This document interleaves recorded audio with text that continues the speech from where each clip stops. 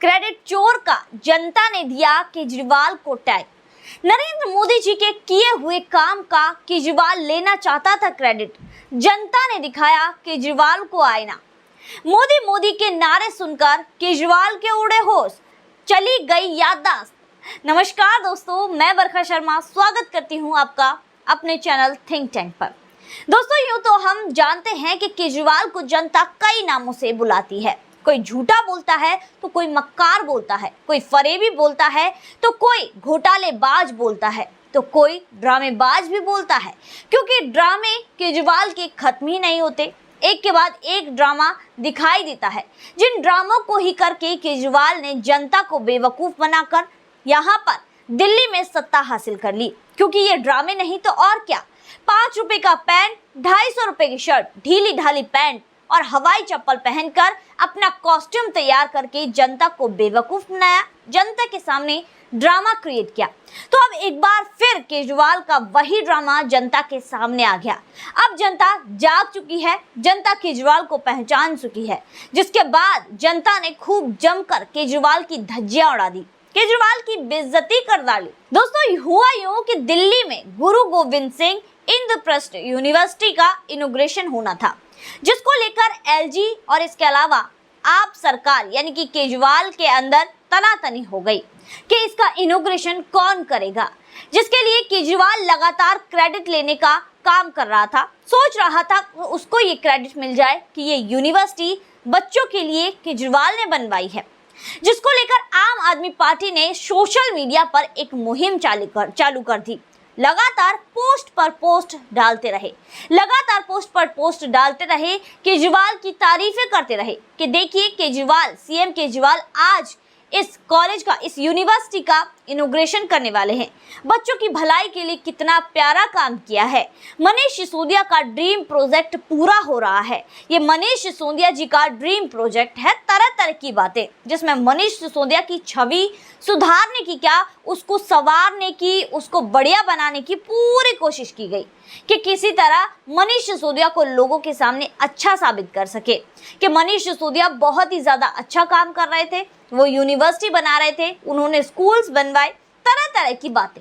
लेकिन दोस्तों, जनता बेवकूफ नहीं है, जनता सब जानती है। इसके बाद शुरू हुई सोशल मीडिया पर एक और मुहिम, जिसमें जनता और बाकी नेताओं ने, विपक्षी नेता यानी कि सीधे तौर पर कहें बीजेपी के नेता हो या फिर और कई नेताओं ने लगातार एक मुहिम चालू कर दी, जिसमें लगातार केजरीवाल की आम आदमी पार्टी को याद दिलाया गया कि भाई तुम्हारी याददाश्त थोड़ी कमजोर हो गई है, इस याददाश्त को ठीक कीजिए। क्योंकि ये जो कॉन्सेप्ट आया था, ये आया था 2013 में। तब तो आम आदमी पार्टी की सरकार ही नहीं थी, तो केजरीवाल इसका क्रेडिट कैसे ले सकते हैं। और इसका शिलान्यास भी किया था वो स्मृति ईरानी ने किया था, जब वो शिक्षा मंत्री हुआ करती थी, जिसके फोटो लगातार सोशल मीडिया पर छाने लगे, जिसके बाद केजरीवाल के झूठ का भंडाफोड़ हो गया।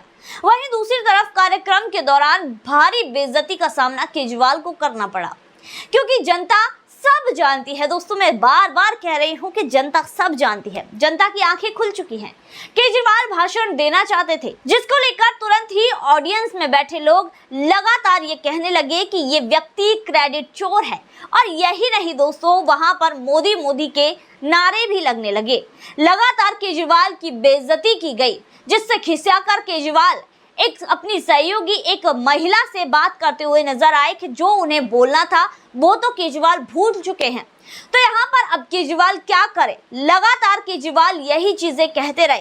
केजरीवाल जनता से गुहार लगाते रहे कि प्लीज मेरी बात सुनिए, अगर आपको अच्छी ना लगी हो तो आप कुछ कहिएगा।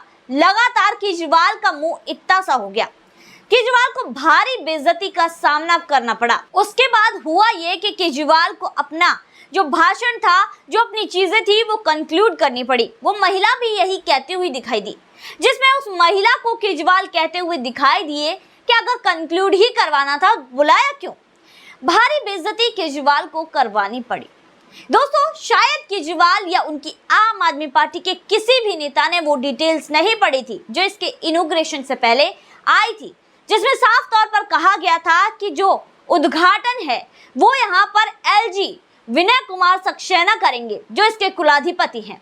दोस्तों साफ तौर पर जो कुलाधिपति है वही इसका उद्घाटन करेंगे। फिर भी लगातार क्रेडिट की चोरी करने के लिए, क्रेडिट अपने नाम लेने के लिए ये लोग लगातार जद्दोजहद करते रहे। सवाल ये भी आते हैं कि यहाँ पर जो ये सारी चीजें बोलते हैं, ये कहते हैं कि मनीष सिसोदिया जी का ड्रीम प्रोजेक्ट था, मनीष सिसोदिया बच्चों से बहुत प्यार करते थे, शिक्षा के क्षेत्र में वो बड़े बड़े काम करना चाहते थे। तो भाई मनीष सिसोदिया जी से ही एक सवाल कर लेते हैं, जो कि अभी फिलहाल जेल में है, पर यहाँ पर सवाल आम आदमी पार्टी और मनीष सिसोदिया सभी से है। क्या आप जैसे कि मनीष सिसोदिया का नाम ले रहे हैं, आपने कितने स्कूल नए दिल्ली में बनवा दिए?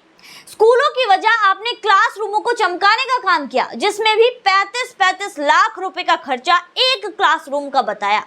भाई एक क्लासरूम में तुम 35 लाख रुपए, ऐसा क्या ही कर दिया तुमने? एक क्लासरूम, और जिन क्लासरूम का भांडाफोड़ न्यूज चैनल्स कई बार कर चुके हैं कि उन क्लासरूम्स की हालत क्या है, उन क्लासरूम्स में क्या चीजें हो रही है। यहाँ पर केजरीवाल मनीष सिसोदिया के शिक्षा मंत्री रहते हुए लगातार दावे करते हैं कि बच्चों की अच्छी शिक्षा हो गई है, सरकारी स्कूलों में जो अच्छी शिक्षा बच्चे प्राप्त कर रहे हैं। तो दोस्तों ऐसा बिल्कुल भी नहीं है। जो शिक्षा, जो रिजल्ट बच्चों का शीला दीक्षित जी के टाइम पर था, आज इस सरकार में, केजरीवाल की सरकार में वो बिल्कुल भी नहीं है। और जो प्राइवेट स्कूल हैं उनकी मात्रा कम होने की वजह और ज्यादा बढ़ गई है, जबकि होना ये चाहिए था कि सरकारी स्कूल बढ़ने चाहिए थे, उनमें जो बच्चों के दाखिले हैं वो बढ़ने चाहिए थे, लेकिन इसका उल्टा ही हुआ है। यहाँ पर बच्चों के दाखिले इन स्कूलों में कम हो गए हैं और प्राइवेट में अब ज्यादा जाने लगे हैं, प्राइवेट स्कूलों की मात्रा भी बढ़ने लगी है।